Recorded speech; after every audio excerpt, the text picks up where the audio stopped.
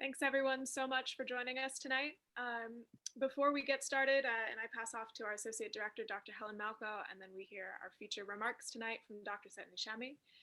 We have some recorded remarks from our Director, Piers Paul Chrisman, who unfortunately could not join us today, but still wanted to share some words of welcome. So if you'll allow me, I'm going to play that now.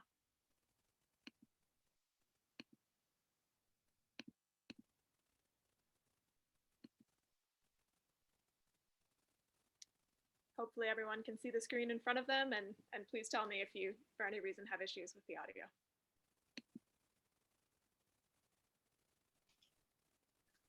Welcome, everyone. My name is Piers Paul Chrisman, and it's my pleasure to serve as the Executive Director of ACOR, the American Center of Research. Thank you all for joining us here for this lecture.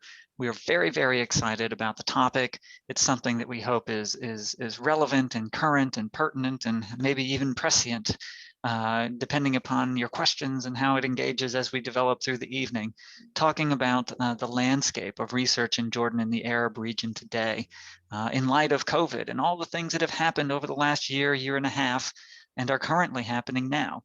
We are exceedingly grateful to have Dr. Seteney Shami, who is a renowned scholar in her own right in the social sciences, but also we're fortunate to have served as a member of our board here at ACOR with us this evening to tell us more about this. Now, I'd like to, first of all, thank everybody for joining us, wish you a happy day at the end of the Eid here, hoping everybody is rejuvenated and excited going forward into the summer. And now turn over to our Associate Director, Dr. Helen Malko, who will serve as our MC for the event and guide us through, give us a full and proper introduction about Dr. Shami, and then attend any questions and engagement we have. We look forward to hearing from you during the lecture, and we hope you will join us for our next one. So thank you all very much, and happy viewing. And with that, I'll turn it over to our feature event for the evening. If you'd like to take it away. Yes, thank you very much, Jackie. Good evening, everyone. And I would like to welcome you to our lecture today with Dr. Seteney Shami. I have a small PowerPoint that I need to share with you. So please give me 1 second to do so. Can you see my screen? It's not working. Yes. Give me 1 second. Sorry about that. I'm so sorry.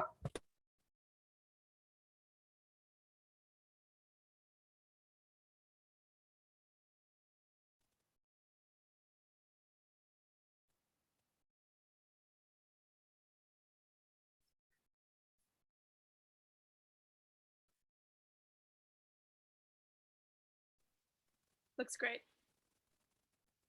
But I can't move. It's not going, it's not moving.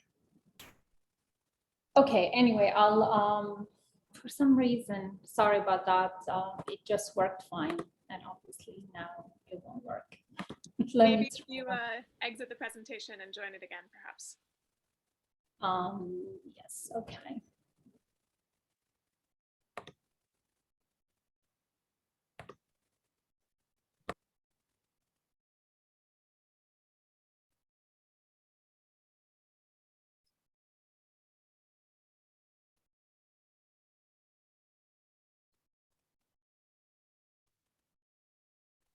I think that we have lost Helen for just a moment. Let's give her a second. I think she'll be trying to re-enter here. Thanks everyone for your patience. Even a year into this, we are all still adjusting to some of these digital things. Yes, my apologies about that. I'll try now again. Let's hope this time it will work. Can you see the PowerPoint? Is it working now? Yes, although I don't see it moving just yet. You don't? Perfect. Okay. Great. Well, again, I'm sorry about that. We can never have full control over Zoom. So again, good evening, everyone, and thank you very much for joining us today. I'm thrilled to welcome you all to this lecture by Dr. Seteney Shami.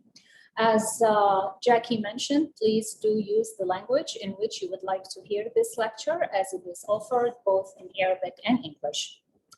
In case this is your first time joining a lecture by ACOR, I would like to welcome you and invite you to explore our website and learn more about our work in support of research and advancing knowledge on Jordan and the Middle East through fellowship programs, internships, publications, and public events such as this one. Tonight's event is part of a wider lecture series put together by ACOR. We have been very fortunate this winter and spring to be joined by a number of scholars working on interesting topics in the humanities and social sciences related to Jordan and the wider region of the Middle East. In case you've missed some of the previous talks, or you would like to see other talks from the past put together by ACOR, I invite you to check our YouTube channel, where you can find recordings of previous talks and the one before that. You can also subscribe to this channel. I am also happy to share with you here a number of ACOR's publications, including our newsletter, ebook collection, and online publication insights, which are updated, and they present the ongoing research on Jordan and the Middle East at ACOR.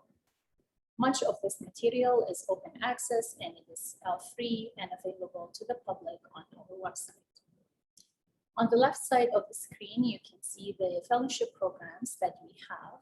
And I am delighted to let you know that by the end of this week, we will be able to announce our 2021-2022 fellows through our website. So if you're interested in knowing who are the upcoming fellows at ACOR and what research topics they will be working on, I invite you to check our website toward the end of this week, and you will be able to know about them and about their work.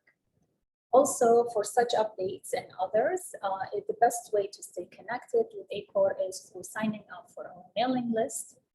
As you can see, the link is shared with you here on the screen, but I know that Jackie will share it with all of you through the chat service on Zoom. Now, moving to today's talk, first of all, allow me to remind you that the Q&A will take place at the end of the remarks presented by our speakers, but please do feel free to send in your questions at any time during the talk through the Q&A feature on Zoom. It is my great pleasure to introduce our speaker today. Dr. Seteney Shami is the founding Director General of the Arab Council for Social Sciences, a regional organization based in Beirut. An anthropologist from Jordan, Seteney obtained her BA from the American University of Beirut and her MA and PhD from the University of California, Berkeley. She has conducted field work in Jordan, Egypt, Turkey, among other places.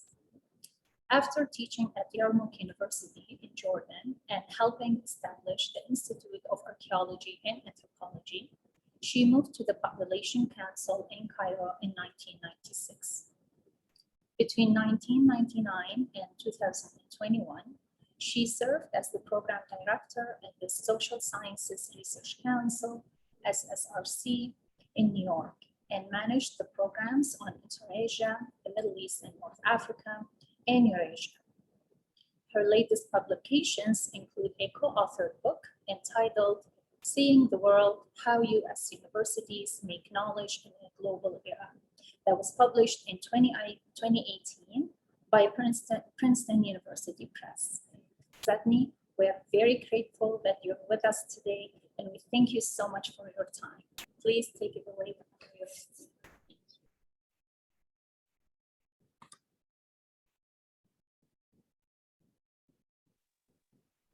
You're muted, Seteney. Could you unmute, please? Yes. Thank you very much. Can you hear me clearly now? Yes. I will also start my screen sharing to make sure that there's no problem. Okay. Can you see this clearly? Yes. Yes. However, it's not the beginning of the presentation, so just 1 second, please. Okay. Okay, I'll start. Once again, thank you very much for this kind invitation and introduction. I'm very pleased to be with you today to share some thoughts and more questions perhaps than thoughts regarding the present and future of social sciences and humanities research in Jordan and in the region. My focus on the presentation will be largely through the lens of my own experience as an anthropologist and also through the lens of our work at the Arab Council for the Social Sciences. I hope that issues concerning other disciplines and other institutional perspectives can be addressed during the questions and answers. I've been asked to speak slowly for the translation, and I will try to remember to do so. I also want to start today by acknowledging that we are holding this session against a horrific backdrop of violence in Palestine. The fact that this violence is not random nor mindlessly cyclical, as the media would have it, but is a predictable outcome of settler colonial expansionism, of apartheid policies, and of the denial of basic human rights of Palestinians, should remind us of how crucial research and scholarship is and can be. As I will discuss a little later, in times like these, academic pursuits are sometimes criticized as irrelevant or as a luxury.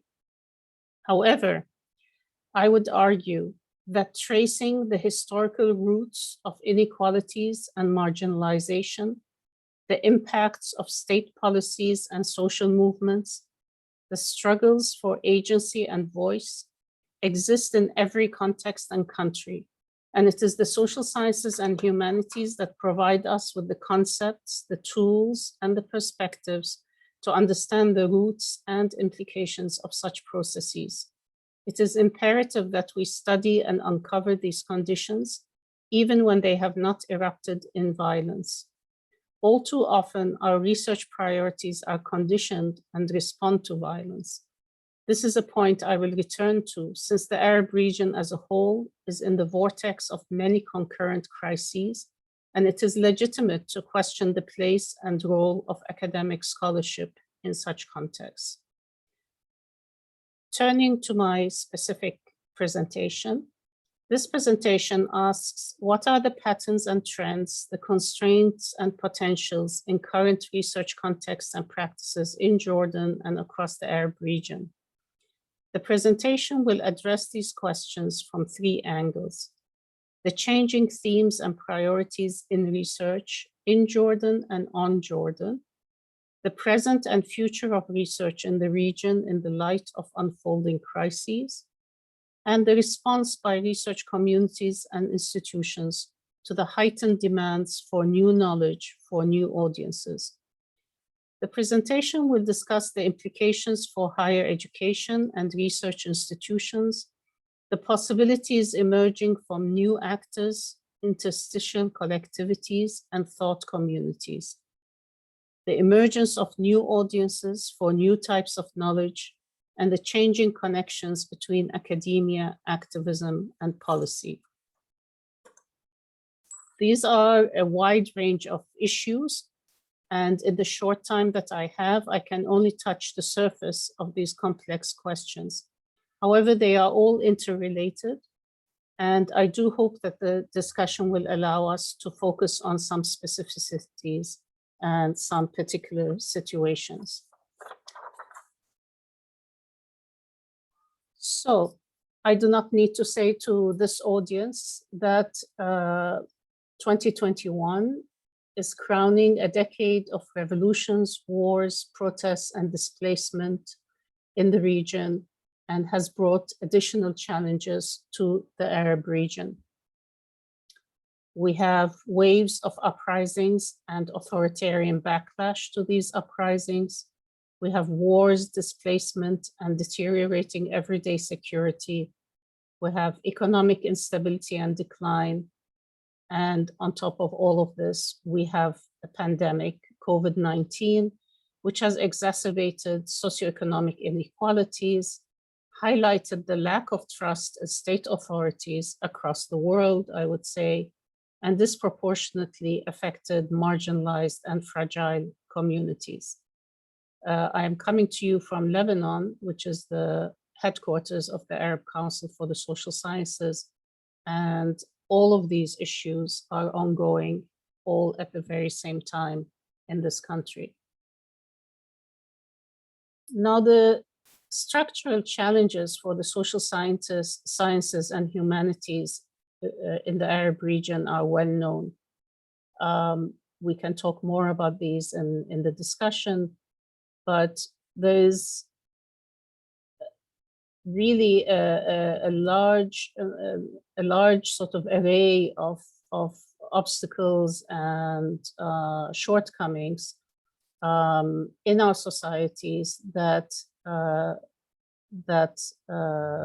prevent us from fully realizing the potential and the promise of the social sciences and humanities. First, our public educational and research institutions. Our public educational institutions and research institutions are increasingly embattled and under-resourced. Importantly, there are very weak knowledge connections between academia and activism and policy. Information does not circulate as it should between these three spheres. And then our public spheres, our media, our social media, our public discussions tend to be very fragmented. We do not actually know who our audiences are and where our audiences are as academics. Academia also has very limited impact on public debate and policy, and we could go into the reasons why. And finally, there are inadequate linkages to global knowledge production, linkages between knowledge production that happens in the region or in various countries of the region to global circulations of knowledge. And it is in this kind of arena that institutions like ACOR and hopefully like ACSS play an important role. In addition, I would say in the Arab region, research communities are isolated from one another and fragmented across disciplinary lines between university campuses and national borders. I feel very strongly that in academia, mobility, whether physical mobility or whether the mobility of ideas is essential. It's a prerequisite for the healthy development of knowledge and disciplines. And there's very little of that takes place in the Arab region.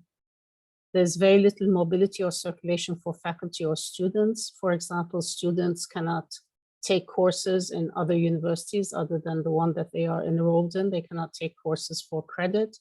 Faculty, there are very few arrangements for faculty mobility between campuses to be a visiting professor or to teach short courses at another university. In addition, there is a lack of disciplinary and interdisciplinary professional associations, especially those that work regionally. There are some that work nationally in certain countries of the region, but very few that work regionally. And so there's very little, again, this impacts the circulation of people and of ideas across the region and globally. Very importantly, there's poor circulation of publications. The publishing industry is not able to disseminate and to move its material across borders easily. There are a few book fairs that take place, well-known ones in Cairo, in Beirut, and so on. But these are very few opportunities and not easily accessible for everyone, especially for students. Very importantly, and I'm sure this audience knows this, educational policies across the region marginalize the social sciences and humanities. These are considered low prestige disciplines. In admissions policies to universities, priority is given to STEM fields, followed by management and finance.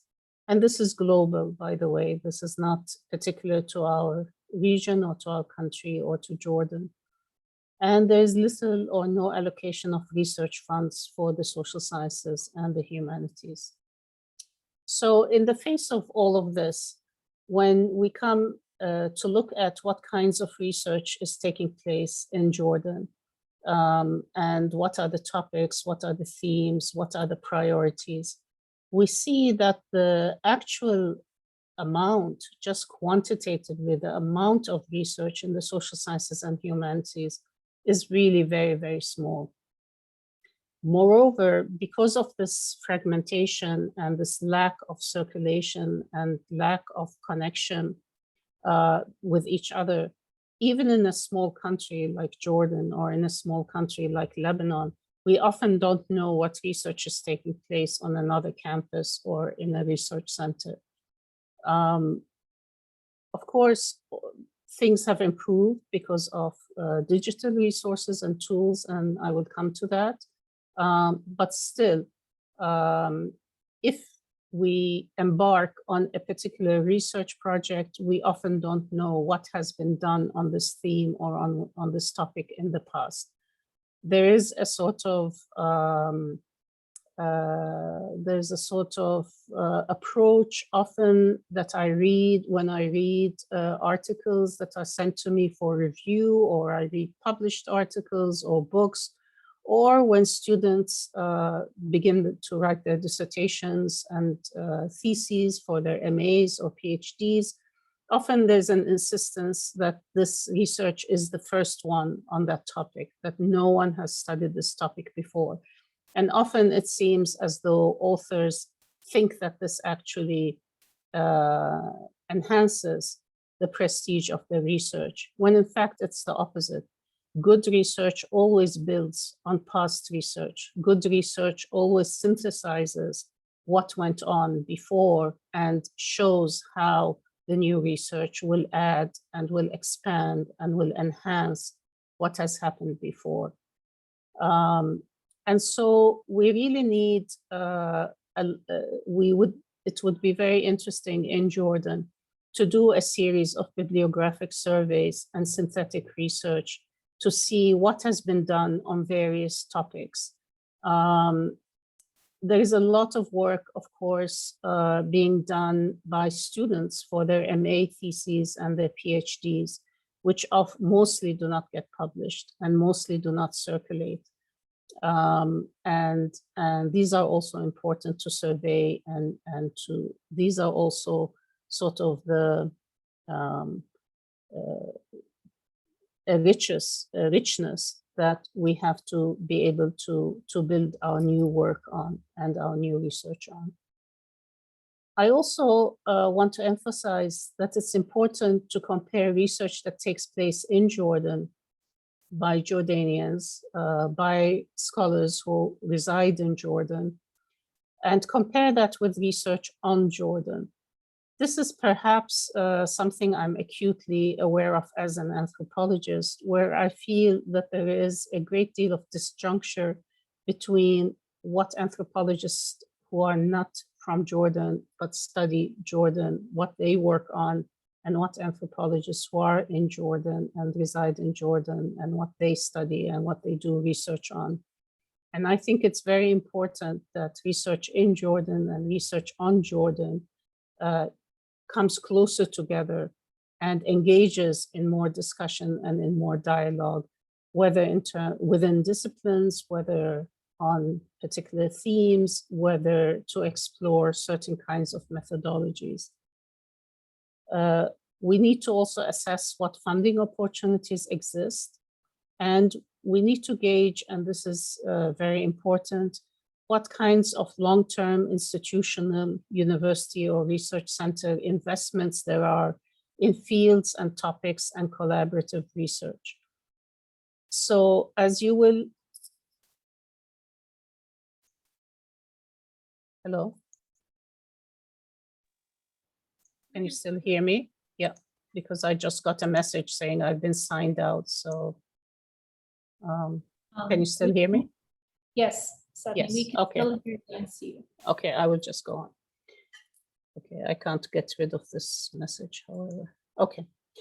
All right. And so even though I promised to sort of talk about themes and priorities of research in Jordan, I'm going to cheat a little and really just talk about one theme, and hopefully through talking about that theme, sort of illustrate what I mean by what we need to do in order to understand better what kinds of research are taking place in Jordan and on Jordan.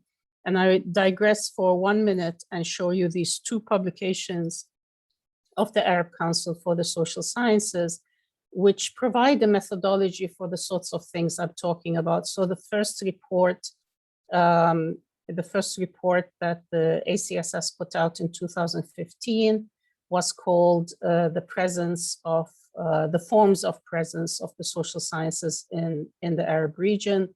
And it looked at kind of the institutional infrastructures for research in the Arab region, universities, research centers, periodicals, journals, associations, and also looked at the presence of social sciences in the public sphere through media, radio, television, newspapers, and other vehicles for public communication.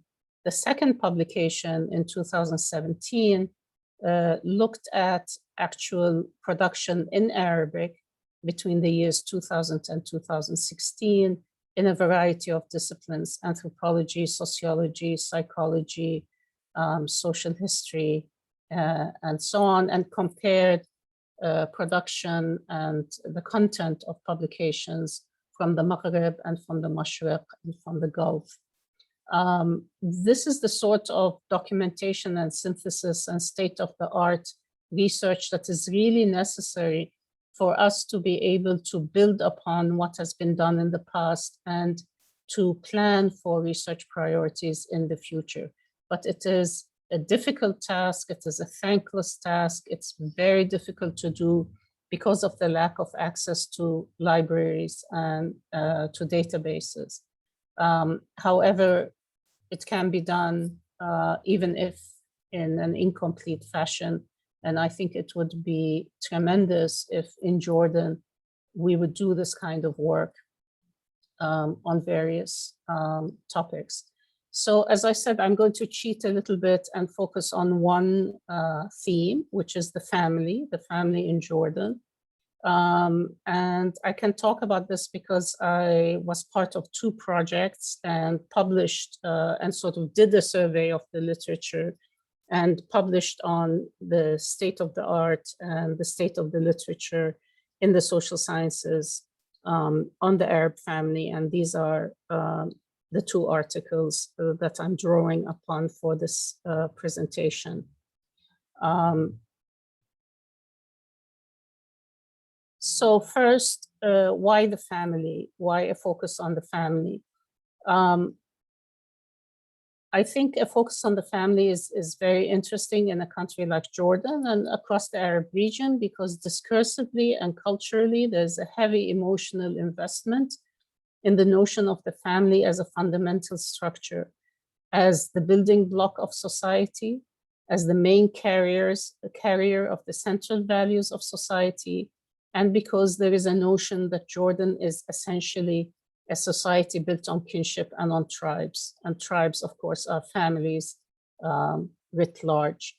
I would question, as a social scientist, I would question each one of these assumptions, and I would want to see if, how, and in what ways families are building blocks of society, are carriers of the central values of society, or that Jordan is essentially, has an sort of essentially is built around kinship and on tribes. But the point I'm trying to make is that these are widely shared notions in Jordanian society. So you would imagine that social scientists and researchers would focus on the family, that this would be a topic that they would gravitate to and want to investigate. However, in the 150 articles and books that I looked at, only 21 of those books actually focus on the family or on the household. And so I'm using, I'm sort of being generous and including the literature on the household as well as being literature on the family. And only 21 articles out of, or books out of 150 looked at how the term family is being used in social and cultural life, what kind of unit it actually represents structurally and economically, and how it fits into broader socioeconomic contexts. However, in a lot of the literature on Jordan, on tribes and tribalism, on modernization, on women's status and honor, the family was implicitly the context and the explanation often for the phenomenon that was being studied under those three topics. And so what we see is actually very problematic, that there's very little study of the family per se. However, the family is assumed to inform and explain a wide range of phenomenon, which I have grouped and categorized under those three themes. So while family and kinship are seen as central for understanding Jordanian society and state, the literature does not sufficiently articulate the linkages between family, the nation, and the state. Tribes are studied mainly by anthropologists through ethnographic extended research. In this kind of research, either the focus is on the production and reproduction of large-scale kinship units through genealogy, territory, and oral tradition, or there's another sort of set of literature on tribe, which comes from political science and studies the social basis and legitimacy of the monarchy and the regime by studying tribes in Jordan. The other set of literature focuses on modernization. And in this literature, there's no mention of tribes. There's no study, there's sort of the tribes suddenly disappear. And the unit of analysis is the urban nuclear family, in which it is assumed that the family is transitioning from a traditional extended family to a modern nuclear family. And this research is mostly sociological and uses small sample surveys and sometimes focus groups. In this literature, the main lens is a modernization lens. And as I said, there's an assumption that the nuclear family is sort of the growing shape and size and type of family that we find in Jordan. Within this literature, there's such a broad range of topics that there's very little accumulation of research or of understanding of the changes over time. The main topics you find in terms of the study of the nuclear family is family relations, education and labor, health, and I noticed an emergent topic, which is the role of technology, sort of the impact of cell phones, the impact of social media, the impact of Facebook, and so on. And interestingly here, when technology was the topic, all of a sudden the family also started to disappear, and the individual became the unit of analysis. And the third type of literature, which implicates the family, or which assumes that family is the main context for, is the study of women's status and honor, with the notion that women are the depository of family honor. And interestingly and strangely, I would say, this is only studied in the literature through the lens of the nuclear family and not through other forms of kinship groups or families. And it's studied mostly through surveys and focus groups. And in addition, has a problem-solving approach, because these issues are seen as problems, which they are. However, this means that the way the data is collected and the way the data is analyzed often takes a particular perspective of trying to come up with solutions and recommendations and policy advice.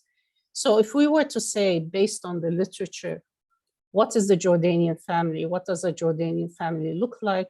We would find a very schizophrenic image of Jordanian society, where part of society apparently lives in traditional tribal settings, and the other part lives in a state of urban anomie.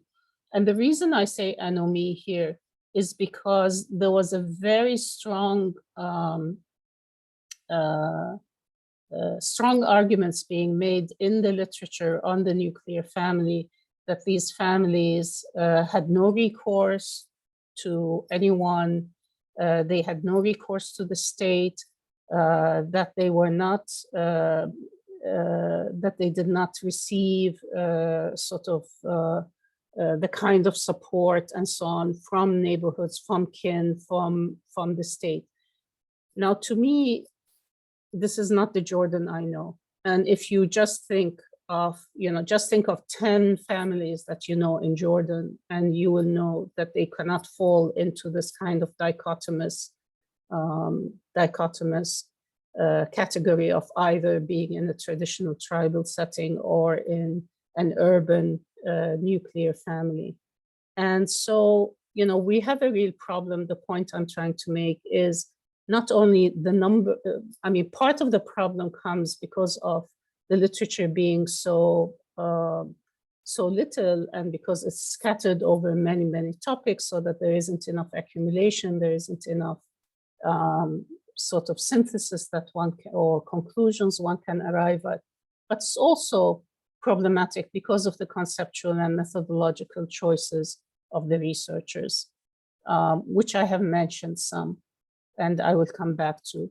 If you look chronologically at this literature, at this 150 articles and books that I found, which, by the way, are in Arabic, in English, and in French, we find that, and the survey was from 1960 to 2015, was when sort of the time period and the time frame I was looking at. So you see the start of writings on the family and on Jordan as a whole, starting in the mid-60s. But 70% of the publications I found were published after 2000. So really until 2000, there's very little social science and humanities research taking place on the family in particular. And you'll notice that the increase in literature is noticeable in the Arabic language literature more than the writings in English. And this must be related to the increase in universities, research centers, and civil society organizations.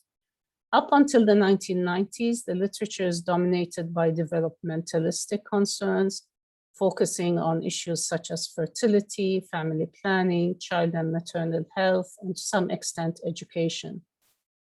A short-lived interest in the 1980s is the literature on migration and the impact of remittances and the absence of male heads upon household structure and economy. Strangely, this interest disappears in the 1990s. And this is something I will come back to as well, of how, even though the phenomenon of migration and labor migration does not disappear, but the literature on it suddenly disappears. In the 1990s, we see more literature on education and labor, and related, I believe, to the World Conference on Women and the interest in issues to do with personal status law and family law. And after 2000, there's a substantial increase in the literature and a diversification of topics, as I mentioned. However, we see a major focus on issues of violence, especially on domestic violence, and also an interest in children. Now, my problem with this literature, in addition to it's just not being enough and not sort of focus, there isn't enough focus and there isn't enough accumulation of information on various topics, but there are other also major problems with the literature. First of all, the literature in general ignores class and ignores other socioeconomic factors, including displacement and migration. And this is very strange in a country like Jordan. And these are factors that could be very strong explanatory factors in the study of family forms and processes. Also, there's hardly any research on family dynamics among ethnic groups in Jordan. And there's very little secondary analysis of national level data to investigate patterns and trends. And there's no attempt to link the case studies or small samples to broader data sets. Finally, families apparently consist solely of women and possibly some children, but no men, according, if you look at this literature. I should say, and the reason I put the references at the beginning is, I present a much more nuanced exploration of this literature in the actual articles. And of course, you do find, this critique is a critique of the overall literature, but there are always exceptions. There are always some good works. There are always some articles which do attempt to do the things that I am claiming don't exist. So I would like to say that for the sake of this presentation, I'm presenting in a rather broad strokes. Strangely also, excuse me. Strangely also, this literature on the family does not reflect major political upheavals that the country and the region has experienced.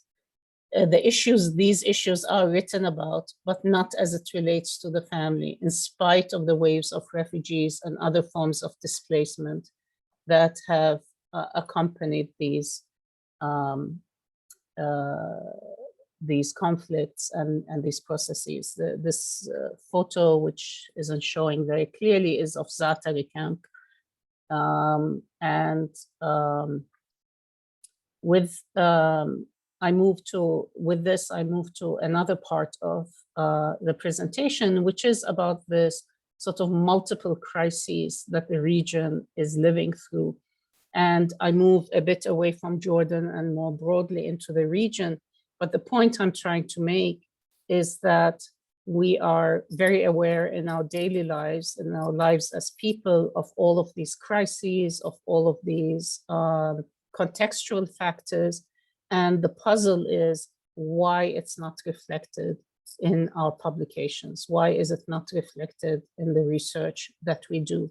And as I mentioned, I took one very particular topic, which is the family, but through it, I try to show the kinds of silences and the kinds of contextual factors that are neglected, even though they are clearly very pertinent to the study of that topic, which happens to be family. But we could make this argument, I think, for many other themes as well. Now we are living in times, coming back to these last couple of years, we're coming in times where there are profound structural changes taking place in the countries of the region. And there are new political antagonisms, new types of interstate rivalries. In addition, less sort of commented on often is a reconfiguration of trade, finance, investment flows, and all of these are taking place within an increasingly unstable and fragile global order. And so when we talk about research in Jordan, the way I framed this presentation as being about Jordan, I also would like to argue that even if our focus is on a particular country, we cannot ignore the way this country is situated in a region and the way this region is co-constituted and co-constitutes the global. And we need to re-engage with earlier political debates on imperialism, internal colonialism, dependency, and development, which have kind of disappeared from our language these days. But again, coming back to the situation in Palestine, we are reminded graphically that these are contextual issues that continue to shape our lives and shape the lives of the people that we live among and that we also study. So academic research in and on the region is struggling really in these last 10 years, and particularly in the last 2 years, to keep up with this rapidly changing context and realities. And we really, and this is sort of the final point of my presentation, but I will take a little bit of time to explore it, is that our sort of traditional or long-standing academic structures are not able to fully address the needs of the times or of the research communities. So the current context really challenge existing ecosystems of knowledge production. And you see the result of that is a sort of, my presentation is called the landscape of research, and we see an increasingly complex landscape of knowledge production. So knowledge is not taking place, knowledge production in universities as sort of the main place for knowledge production as it was in the past. You have think tanks, you have research centers, you have NGOs, you have civil society organizations. They are all producing knowledge. And so what possibilities emerge from these new actors and from these new thought communities? At the same time, there is a sense of urgency for knowledge production. Just on a human level, there's a sense of wanting to address the issues of the moment, to try and help and find solutions with so many tragedies taking place around us. At the same time, there is a basic sort of contradiction, some people would argue, or at least a conundrum, between the need for time and space to collect data, to reflect, to discuss, and to write, and the demand from the public for immediate responsive writing and dissemination. And so I think academia today, and I think this is something that the younger generation feels very strongly, is this sort of being caught in trying to be responsive, trying to address what is happening around us, but at the same time, not being able to find the time and space and resources and support to enable them to do so.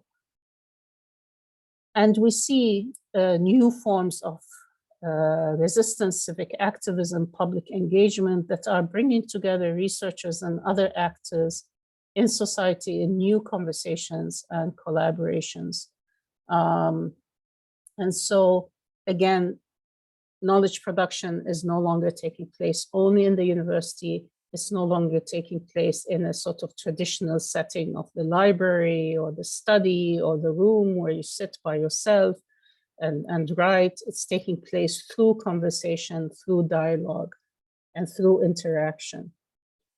And new knowledge institutions are emerging, collectives, think tanks, NGOs, that are doing research, that are engaged in research, as well as what I am calling interstitial actors, or people who are coming together, collectives that are coming together for short periods of time or for a specific purpose. But these new institutions and these new actors are changing sort of long-standing practices and organizations. And my final point about this is that we need a new beginning for academia and for knowledge production and for research. And the one point I would like to make here is that, and again, thinking about Palestine and what's going on in Palestine, is that research and academia should be, above all, about meaning, about creating meaning, producing meaning, enabling your reader or your listener or the person, the audience for your research to find new meanings and to be able to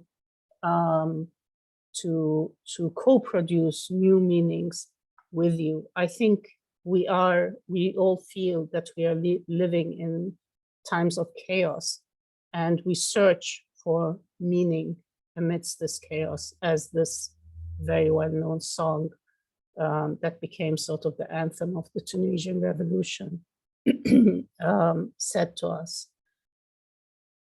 I am meaning amidst the chaos. And so we need new beginnings. And Edward Said wrote a book called Beginnings.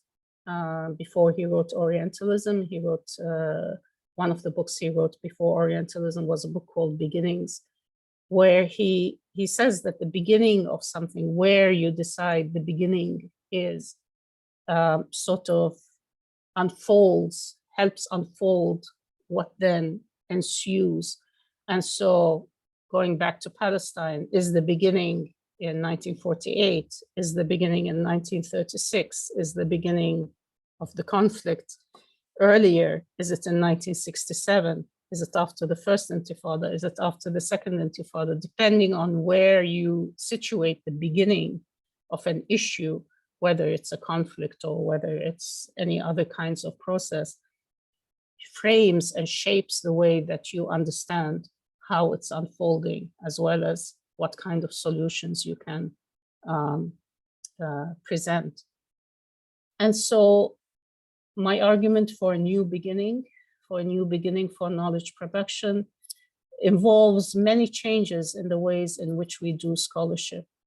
It means that we have to seek new partnerships. We have to work across different kinds of institutions and try and challenge the hierarchies of knowledge production that exist. Hierarchies of knowledge production, I mean, knowledge produced in the West is better than knowledge produced elsewhere, that knowledge produced in the university is somehow better than knowledge produced in civil society, that knowledge produced by certain disciplines are more valuable than knowledge produced by other disciplines. All these hierarchies, which are part and parcel of academia, need to be challenged, and new partnerships and conversations need to take place. Secondly, we need to make new knowledge connections and to theorize from the street, to understand from the street what is going on in society. We need new circulations and collaborations, and it's really important to engage with scholars who are studying a particular topic or a particular place or a particular country, wherever they are, and to sort of enhance the transregionalism and transregional connections. We also need to think very deeply about the new generation of researchers who are mostly in our region and in our countries, trying to learn and trying to obtain the tools of academia and of knowledge production in very adverse circumstances, with depleted resources, with universities that are not functioning as they should. And so we need to think deeply about how shaping this new generation of researchers ought to take place. And finally, we have to understand how to do research in conflict, and how to do ethical research, and how to uphold academic freedom while in a context of unfolding crises and continuous conflict. And so, although the landscape of research appears bleak from on one hand, or in one way of looking at things, on the other hand, we see that research continues. We see that there are lively online discussions. We see there are new portals for communication and dissemination. And that these are not just simply because there's a technological advance or because there's an increase in these social media outlets or in ways of communicating. But also these are challenges to academic, these are powerful and important knowledge production phenomena.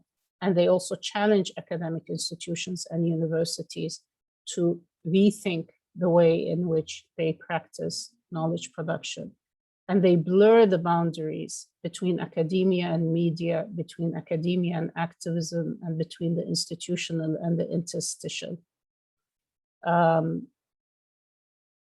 So my argument is that these challenges that I've been discussing are epistemological and methodological. They're not just simply sort of issues of practicality and logistics, and that academia needs to take up the challenges of the times to build on social solid foundations, but look forward to a reconfigured landscape of knowledge production. And so I think in the end, it's collaboration that we need to enhance, and that we need to focus on collaboration between institutions, between individuals, wherever we are, working together to try and find and forge this sort of new path. And with that, I'll stop. And I'm sorry if I exceeded my time. Thank you very much. Thank you very much. That was perfect timing, I would say. I think Helen is going to join us in a second, and we'll launch into some Q&A. Thank you, everyone who has already submitted questions. I know we've just been given so much to think about, so please feel free to add to the questions as we go. And Helen, I'll turn it to you. Indeed. Thank you very much, Seteney. An amazing, fascinating presentation, very informative as well. So we've been receiving questions throughout the presentations, and I will start with a question from Suzanne. Actually, two questions. So I'll start with the first one. And it says, do you feel that there is a dominance of positive, post-positive paradigm in research by Arab researchers, or has there started to be a shift? So that's her first question, if you would like to address that first. Yeah, positivism, post-positivism among Arab researchers, right? That's the question. Yeah. This is extremely, this positivistic thrust is very, very strong in the region, and something we at the Arab Council for Social Sciences are struggling with a great deal. And the first point I would make, and I'm really plagiarizing a colleague who just said this in one of our webinars last week, and she said there's a difference between objectivity and neutrality. And this, the positivist, sort of the strong positivist thrust among researchers in the region does not differentiate between objectivity and neutrality. And we hear over and over again from scholars that scholarship ought to be neutral. Well, scholarship doesn't need to be neutral. It should be objective. It should be, to the extent possible, to the extent humanly possible, we should be trying to understand the different forces and different interpretations and different perspectives on any given issue. But that doesn't mean that we have to be neutral. And so I think we have a long struggle to understand that, and not to go the other route of saying everything is reflexivity and everything is positionality. I mean, we are really not, so the question is asking about sort of Western perspectives and perspectives in the region. A lot of that literature doesn't really help us as researchers from the region and positioned in the region to figure out where we stand, what ground do we stand on. And here I would go back to, where I would challenge the kind of positivism that we often hear. At the same time, I would insist on the importance of research ethics, which is something that is not widely taught, is not widely known, the principles of ethical research. And at the same time, even if you know the principles, they're very difficult to actually apply in these contexts, in these very complex contexts. Thank you very much, Stephanie. Her second question is, it sometimes seems to me that Western scholars on the Arab region are privileged over their Arab peers, whether in the terms of funding available to them, frequency of getting cited, or visibility. Is this a fair assessment? I think that's absolutely true. I mean, it depends where in the West you come from.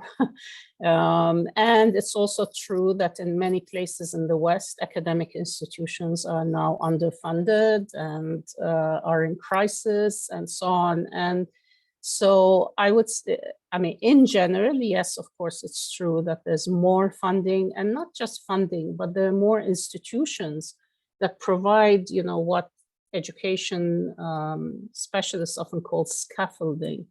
You know, the scaffold, it's not just the courses you take in a university, but it's all the other activities, the seminars, the trainings, the workshops, the exchange programs, and so all of that sort of other sort of para-academic sort of activities, campus life, etc. All of this is in short supply in our region, except for very few elite privileged institutions. And so, of course, I mean, there's a great imbalance and there's a great sort of hierarchy.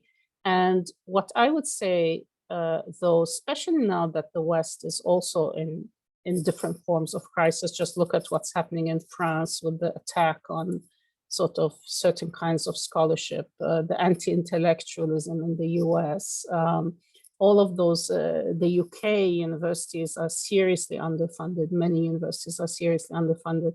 And I think for me, what that argues for is more collaboration and working together and realizing we all face problems and we all lack something. And so maybe if we come together and work together, we can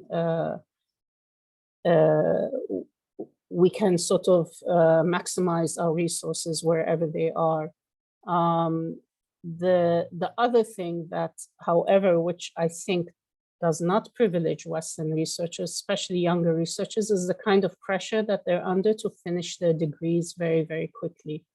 And so I'm arguing for collaboration, but really when you have PhD programs which want you to finish in 5 years, which give you a maximum of 9 months in the field, and so on, that kind of pressure that young scholars are put under does not make for collaboration. It does not make for, doesn't give enough time and space to really create these kinds of relationships and so on. Again, institutions like ACOR, other kinds of institutions where people can actually come together and be in dialogue and in discussion and challenge one another are really important.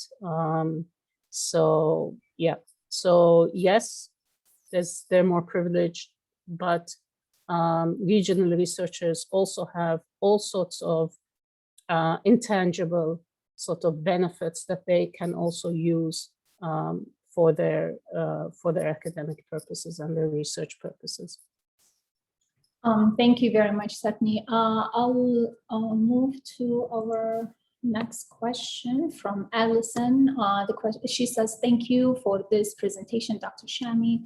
How do you think that the optimized approaches to research that you mentioned in the beginning of the presentation along disciplinary and national lines has created the particular oversights and overrepresentations that you described regarding research on the family? Yeah, I think this fragmentation is very, very real and very, very serious. And it's all across the countries of our region where students and researchers in the university don't know what's happening in the other university. And it's often like organizations like the ACSS and so on, where we bring people together and say, oh, you're doing, you know, work on similar things or on the same thing, or you should be in conversation with each other and so on. So I think what I don't know that it necessarily leads to over-representation on certain topics. So I'm trying to sort of understand the question, but I think it means there's not enough accumulation of knowledge. There's not enough building on each other's work. As I mentioned, everybody sort of starts their project saying this is the first study of this topic, which should be a weakness instead of a strength. And also what it leads to, and maybe this is where the question is going, also what it leads to is overgeneralization, because you don't have enough sort of comparative studies to challenge your findings, and so it lends itself to overgeneralizing or generalizing too easily. And this is also related to the fact that we don't have these forums that bring us together and where people in the audience can challenge your presentation in a friendly way, hopefully in a constructive way. I'm not calling for, great arguments and academic fights and so on, but sort of constructive criticism is also lacking. And so, the more forums we have where we find out what we're doing across different countries, across different disciplines and so on.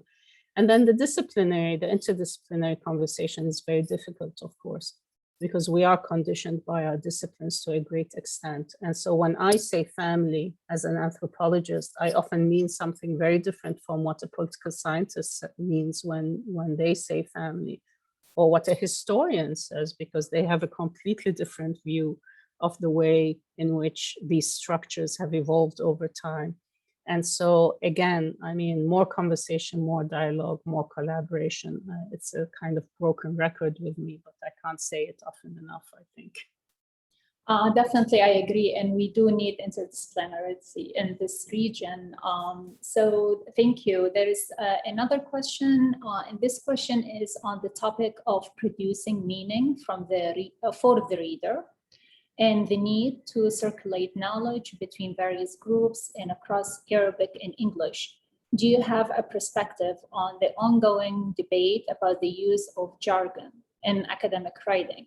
How should we approach the need for specialized technical discourses with the imperative of accessibility? That's a great question, actually. And what I could add to that question is, if you're writing in Arabic, you write differently. If you write in English, you write differently. You assume different types of knowledge from your audience. And you assume that there are certain things you need to explain and other things you don't need to explain. So any one of us who's had the work translated into another language, you realize this immediately. Like something you wrote in English, once it gets translated into Arabic, your footnotes all change, your definitions all change. You assume certain things and there's other things you cannot assume, and vice versa. And so, I mean, one of the problems I find, and when I mentioned sort of research on Jordan and research in Jordan and how to bring them together, there is this kind of problem, because a researcher who is not using the vocabulary that is current in society, or even among researchers in that society, cannot be understood. Their work is not accessible, and therefore seems strange and foreign and imposed and so on. And then work by sort of researchers based in the country or the region seems kind of obscure and mysterious and not easily understood. I mean, you see this in webinars as well, when people sort of assume all sorts all sorts of things about the country they're talking about or the issue that you're talking about. So accessibility is very important. At the same time, as social scientists and humanists, we use everyday language. But we turn them into concepts, and we give them additional meanings beyond the everyday meanings of these words. And it's important to, I mean, if we don't do that, we can't conceptualize, we can't theorize unless we do that. That doesn't mean we have to be jargonistic. So we just have to find a balance, and we have to explain. And I think one of the the experience of writing for a journal in the US, for example, is that your text gets shaped in certain ways for the audience that those editors of that journal imagine.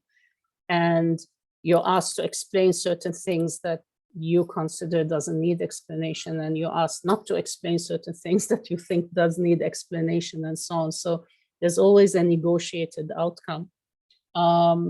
And I think we need, and a lot of journal editors that I talk to, I think are very aware of this, that we need more creative ways of writing and more creative ways of disseminating. And I personally am not very fond of jargon myself, or very obscure sort of ways of articulating things. However, we are using concepts. We are academics. We do need concepts. We can't just use everyday language, but we do use everyday words, and we give them additional meanings. And so we just have to be very clear by what we mean.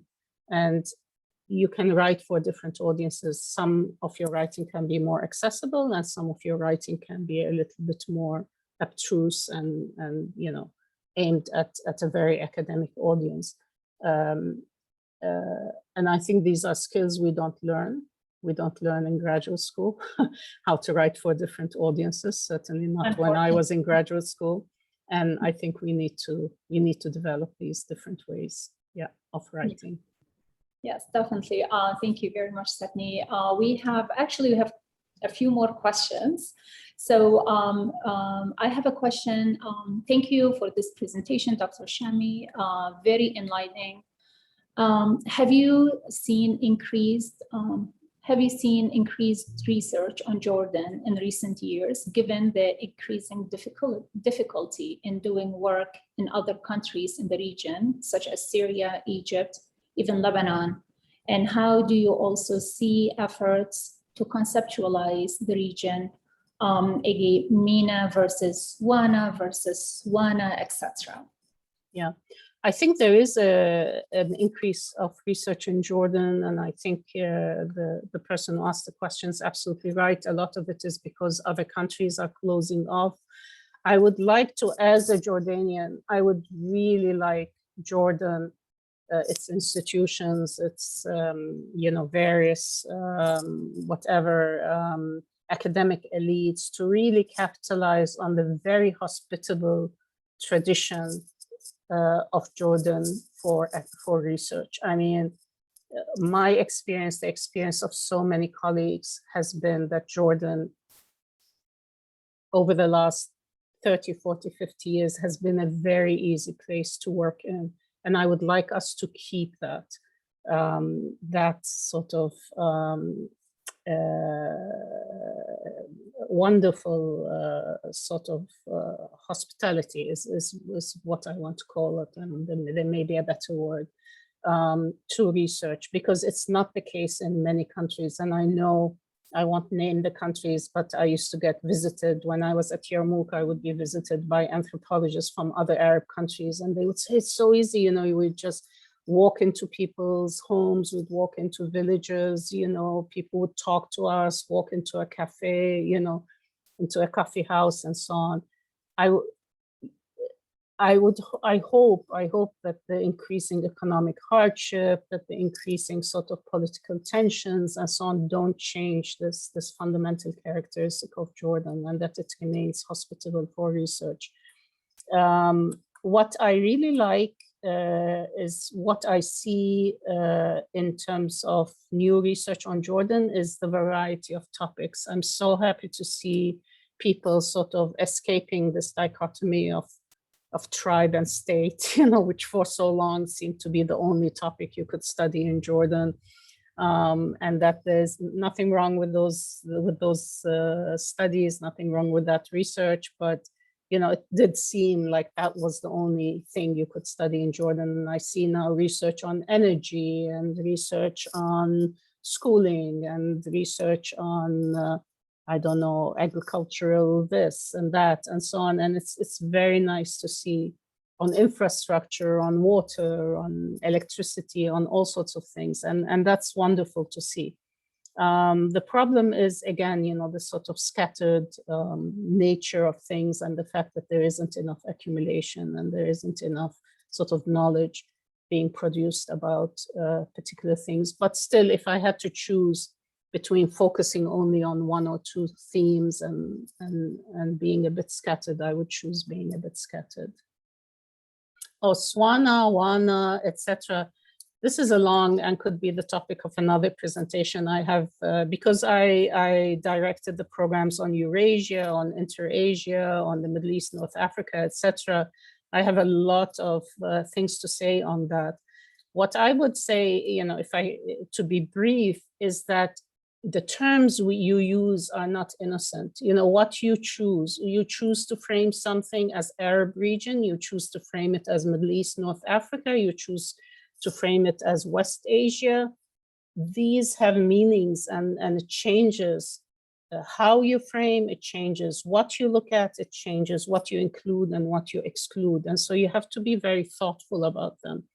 And so, I have no particular interest in one designation over the other. They're all constructs, they're all fake, they're all false, they're all academic conveniences, they're all shortcuts, but they carry meaning and they carry weight and they frame how you study something and what kind of comparisons you draw. Why would we compare Egypt and Iran and Turkey unless we had this frame called Middle East, which somehow then makes these comparable entities.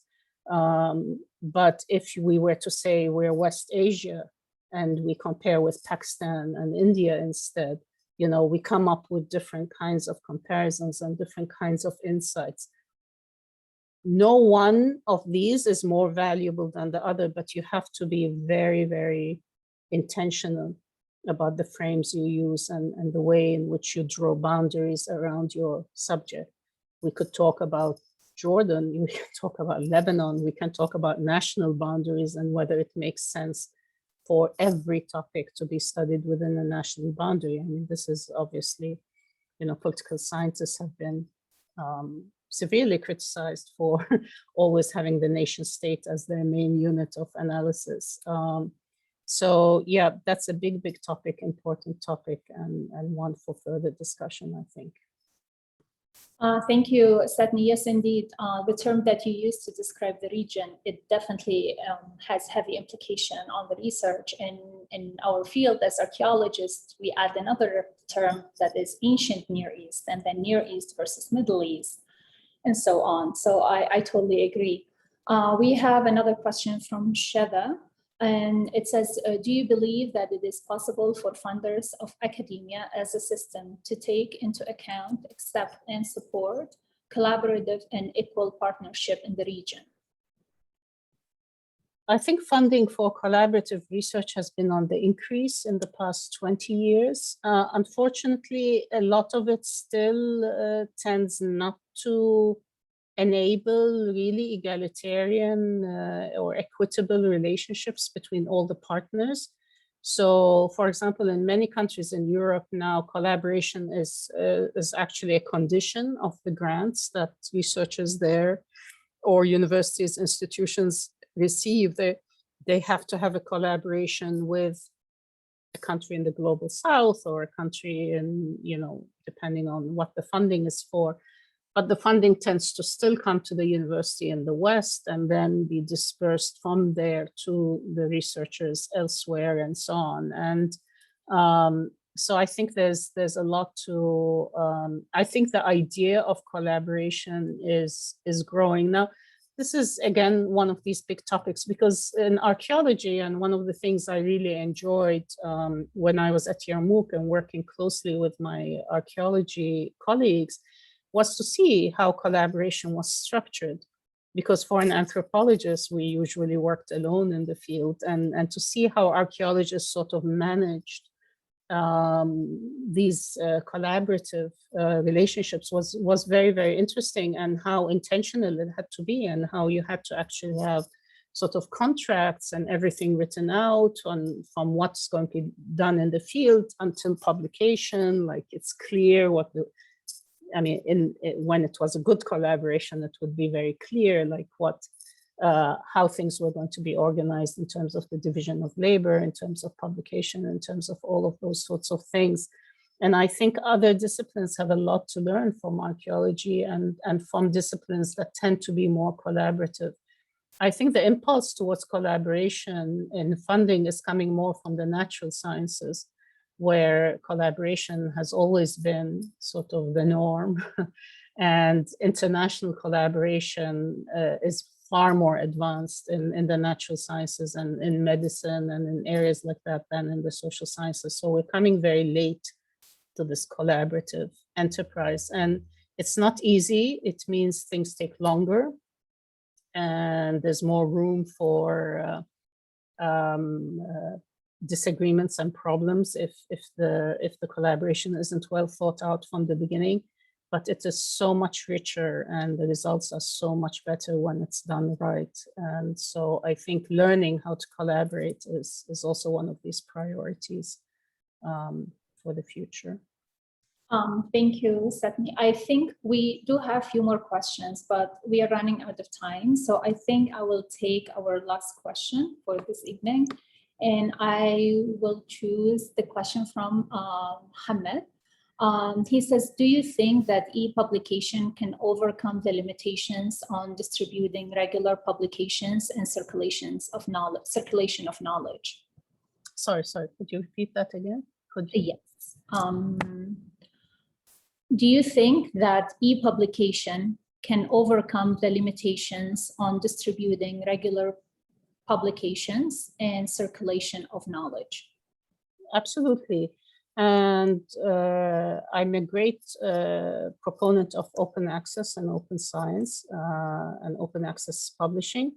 The problem in all over the world, but also in the region, is that universities for promotion and for giving academic credit and so on are taking a very hard line in general against open access publishing and against and a very sort of strict definition of what is academic and what is peer reviewed and what is not peer reviewed and so on. And so we have this situation in the region where universities have less and less resources, more and more teaching, and yet more and more emphasis on publishing and publishing not in Arabic, publishing in English and publishing in French. I mean, even at the national universities and so on. So many of these universities are putting their faculty in impossible situations. And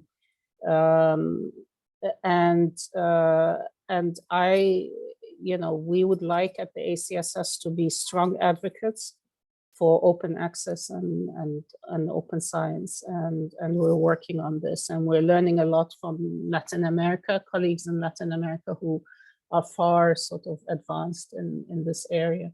So yes, the problem, of course, of e-publishing and so on, in addition to the fact that you don't get often from your institution the academic credit you deserve for it, is that there's also very little controls on intellectual property and on plagiarism in the region. And so we need systems, we need sort of watchdog functions, and we need to be able to call out when plagiarism happens and when it takes place and so on. So everything involves an infrastructure. And many of these we have to build from scratch and build from new. Indeed, thank you so much, Dr. Seteney Shami, for this wonderful and thoughtful discussion and for very insightful presentation. I would like to thank you so much for your time and for sharing this information with us. I would like to thank our audience who stayed with us for their questions, comments, and for being with us this evening. This has been a wonderful, wonderful lecture. To stay connected with ACOR, please sign up for the mailing list. Check our website for more events, and I wish you a pleasant evening. Thank you very much. Thank you so much. Thank you. Thank you, Dr. Shami. Yeah. Good night. Bye-bye. Bye-bye.